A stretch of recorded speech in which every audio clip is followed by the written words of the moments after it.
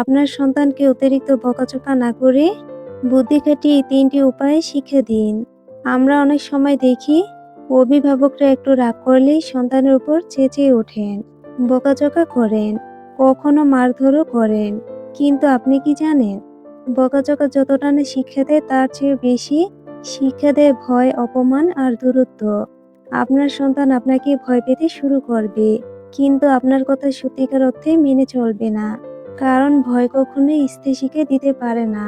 তাহলে সমাধান হলো বুদ্ধি খাটিয়ে সন্তানকে শিক্ষা দেওয়া। আজকের এই ভিডিওতে শেয়ার করব এমন ৩টি উপায় যা প্রয়োগ করলে আপনার সন্তান শুধুই শিখবে না, বরং আপনাকে শ্রদ্ধা করবে, ভালোবাসবে আর আপনার দেওয়া শিক্ষা চিরদিন মনে রাখবে। নাম্বার ১, শাস্তি নয়, গল্প দিয়ে শিক্ষা দিন। সন্তান ভুল করলে আমরা সাধারণত চিৎকার করি বা বকাঝকা করি, কিন্তু ভাবুন তো, ছোট একটা মনের ভেতরে সেই চিৎকার কতটা কষ্ট দেয়। বরং চেষ্টা করুন গল্পের মাধ্যমে শিক্ষা দিতে। যেমন, যদি সন্তান মিথ্যা বলে, তখন সরাসরি তুমি মিথ্যা বলেছো না বলে তাকে একটা গল্প বলুন, যেখানে মিথ্যা বলার জন্য কেউ ক্ষতিগ্রস্ত হয়।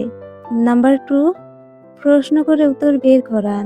অভিভাবকেরা অনেক সময় বলেন, এটা ভুল, এটা করো না, কিন্তু সন্তান বুঝতেও পারে না এটা কেন ভুল।